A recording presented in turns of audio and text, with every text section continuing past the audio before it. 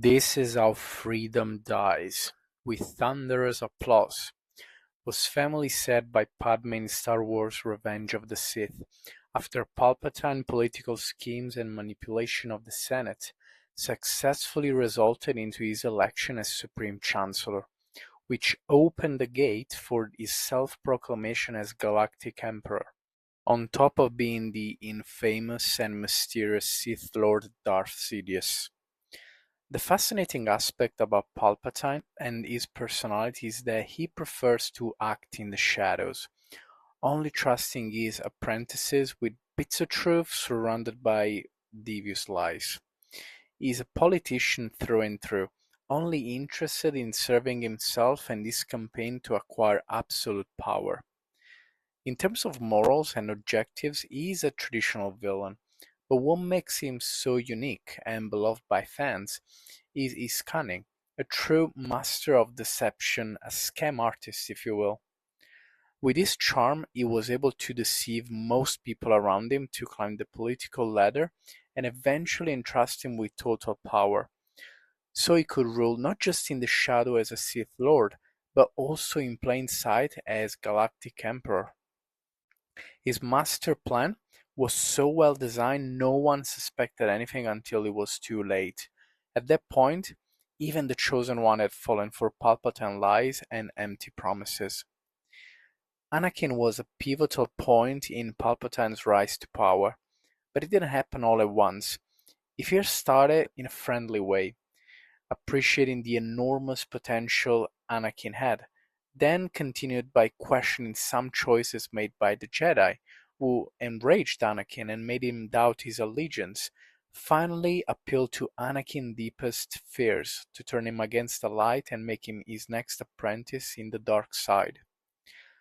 Palpatine was a brilliant villain who used other people's weaknesses against them to gain even more power, proving how, despite already having incredible skills, they're nothing without their brains. Anakin, on the other hand, is a product of rage and fear. He started his journey exploring the Force as a reckless kid, a talented young pilot who often takes rash decisions and ends up paying the price for them. The more Anakin grew, the greater his unbelievable skills were showing off, and by the time he was a young man, thanks to the careful guidance of his master Obi-Wan Kenobi, he became a nearly unstoppable force and master of the Jedi arts. At the same time, though, something was brewing underneath the surface, a dark nature slowly emerging from the depth of Anakin's insecurities. While Palpatine is a more standard evil character, the typical tyrant operating in the shadows to satisfy his thirst for power, Anakin is defined by his ability to love and his fear of losing it, which eventually drove him to the dark side and turned him into Darth Vader. From being the chosen one of the prophecy, the one destined to bring balance to the Force, he became the very thing he swore to destroy as a Jedi, a Sith. Anakin loved his mother and lost her, loved Padme and lost her too, never met his two kids until it was too late, but the most important person he lost is himself. Palpatine maneuvered him like a puppet and used his anger and fear to turn him to the dark side. Anakin eventually made all the wrong choices, completely devoted himself to his new master, and did his bidding only.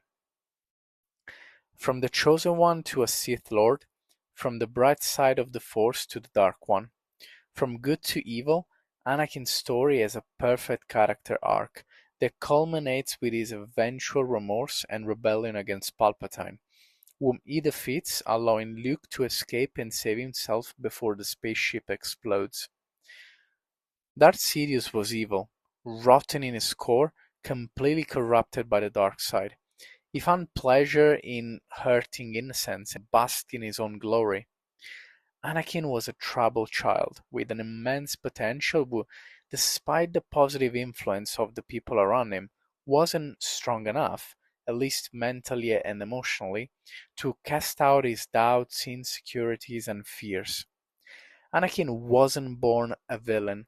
It was turned into one, but since there was still some good in him, as buried underneath as he was able in the end, in his last moments, to renounce the dark side and defeat Darth Sidious.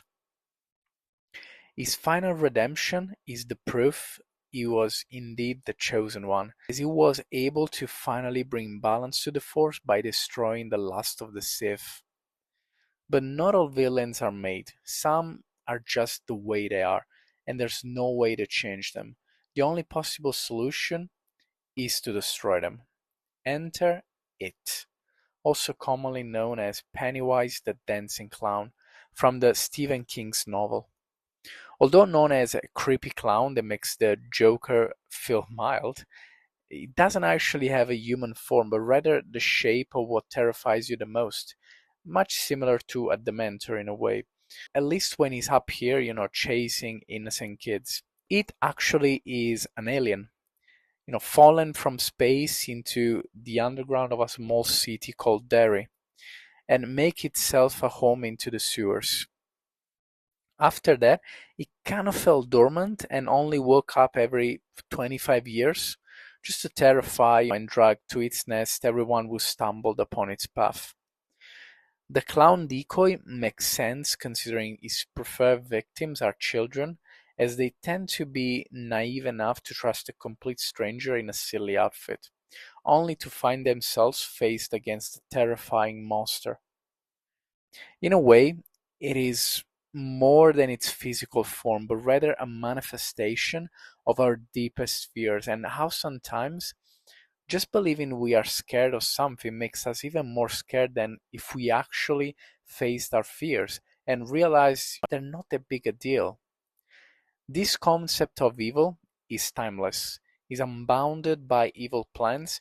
It's simply a form of evil born to destroy all that is good and permeate every aspect of our reality. That's why these kind of stories will always be relevant. Now, the last villain I wanted to discuss in this video is a really nice one.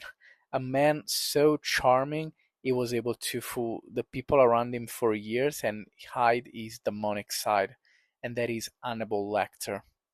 We all feel chills down our spine when we think of the scene between Hannibal, brilliantly portrayed by Anthony Hopkins, and Clarice.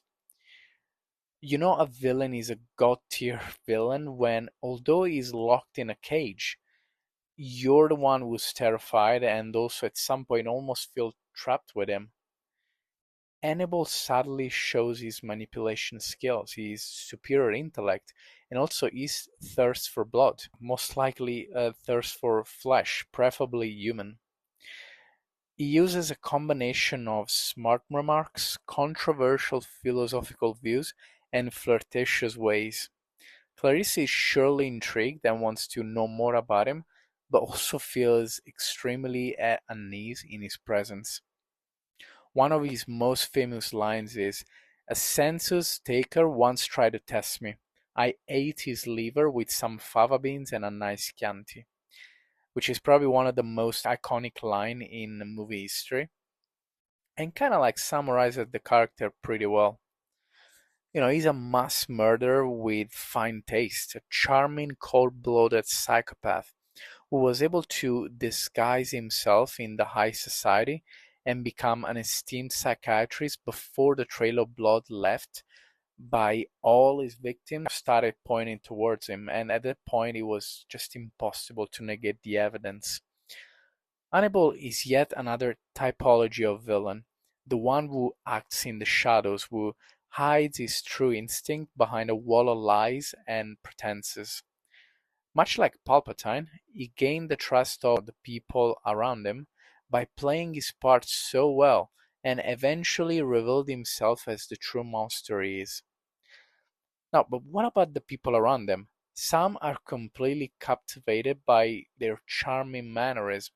Others feel something is off, but they just can't quite put their finger on it, so they tend to observe until they can start piecing the evidence together. Well, I would say that's it for today, guys. We're at the end of another Anatomy of a Villain episode. This one is a bit of a shorter one, but I would say these videos are really fun to make, and also it gives me the chance to watch old clips from some of my favorite movies. If you like this kind of content, hit the like button, subscribe to the channel, and comment which villain you'd like me to analyze next. Until then, see you in the next one.